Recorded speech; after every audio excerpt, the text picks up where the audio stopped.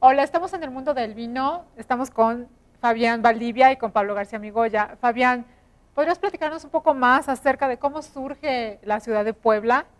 Sí, pues mira, como platicábamos, seguimos en la zona de San Francisco. Sí. Es interesante porque precisamente cuando se hace la fundación de la ciudad, como la primera orden son los franciscanos en llegar a la ciudad. De hecho, uno de los franciscanos, ¿no? Fray Toribio de Benavente, conocido como Tolinía, Sí. es el que hace la misa. Ujú. Pues se le da a los franciscanos una gran zona de esta nueva ciudad para hacer su convento. Correcto. De lo que cual queda la iglesia de San Francisco, nada más, parte de la entrada que es la arquería donde está una escuela, y gran parte del convento se destruye en el siglo XIX cuando pasa los bienes de la iglesia a manos del gobierno, las leyes de Juárez, las leyes de reforma, ¿no? Ujú. Entonces se fragmenta toda esta zona Sí. y con el paso del tiempo, pues al estar cerca del río, tener la fuerza natural del río para mover objetos, se colocan fábricas a los lados, y de hecho cuando se rescata la zona y se hace un trabajo inclusive arqueológico, se descubre que bajo lo que es el centro comercial que está en San Francisco, Ajá.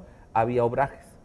Es decir, lo que serían, un obraje es un antiguo taller y, Sí. y obviamente por la cantidad de agua que hay en esta zona, eran para trabajar pieles de cerdo, ¿no? Tocinos, talabarterías, todo eso. O sea que de alguna manera, en un tiempo anterior a esta parte, digamos que siempre fue una zona con fábricas o digamos industrial de alguna manera, o artesanal, dependiendo las épocas, pero estas fueron variando dependiendo las épocas. Entonces Así podemos es. partir que en un inicio, digamos de alguna manera, fue una zona para tratar pieles, ¿no? Talabarterías y una Sobre serie de todo cosas. digo, por la cantidad de agua. ¿Y, De agua y para qué poder tipo de lavarlas. qué tipo de fábricas son las que había antiguamente?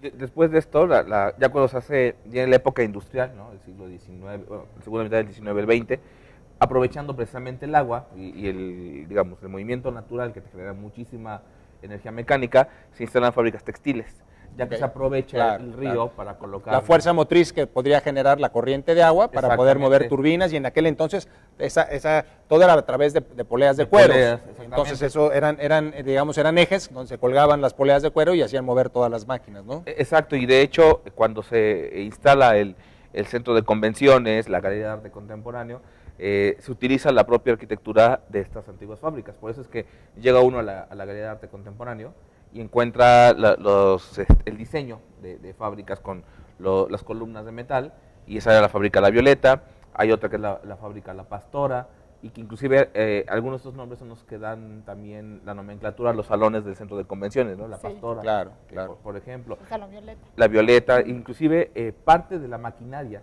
que está in situ está dentro de uno de los cafés que están ahí, Sí, y efectivamente. puedes ver los ejes, precisamente Sí. cómo irían hacia el Boulevard 5 de Mayo, Sí. porque ahí estaba el río. Ahí ¿no? estaba Y con ese movimiento generaba todo Oye, eso. y para todos nuestros amigos que nos están viendo de muchos, de muchos lugares, de Estados Unidos y México DF y bueno, Centroamérica, eh, seguramente para ellos, cuando nosotros estamos hablando, ¿no? de la zona de San Francisco, pues digo, entendemos, ¿no? Los que tenemos un poco de idea aquí en Puebla, pero la noción concreta donde los visitantes podrían, o dónde sería la parte donde podrían ellos tomar como punto de referencia para visitar toda esta zona que es donde inicia la ciudad de Puebla, podríamos decir que es el centro de convenciones de Sí, Puebla. digamos, lo más vistoso y llamativo es el centro de convenciones por su tamaño y bueno, Sí. inclusive hasta por los colores, ¿no? Así es. Tiene la zona de los jardines, que es una zona igual que se recupera. Había un antiguo estanque, el estanque de los pescaditos, que bueno, no existe, pero bueno, se conoce todavía por fotografías. Entonces este es un buen inicio porque irías el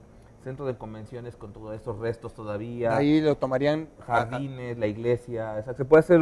La iglesia de San Francisco. Exactamente, la iglesia Ajá. de los barrios, la iglesia de la Cruz, que está en donde dicen que ahí se hizo la fundación de Puebla, o sea, no había nada. Ajá. De hecho, la iglesia es mucho después de la fundación, pero bueno, en esa zona, o sea, se puede hacer una buena visita a esta. O sea, podemos tomar como punto de referencia centro de convenciones y concéntricamente ir creciendo nuestro recorrido a través alrededor de Exacto, genera toda una ruta que además la propia naturaleza de las calles y el lugar te va llevando de la mano hasta acabar en lugares como estos que tiene pocos años que se intervienen, que es rescate patrimonial, y que son las antiguas viviendas de los trabajadores. El modelo era hacer la fábrica y a un lado las viviendas. Entonces, claro, esas viviendas se destruyen, se quitan las fábricas con las crisis de los años 40 y 50, quedan abandonadas, es una zona bastante peligrosa, se recupera y pues bueno, es un nuevo brillo para la ciudad. Correcto.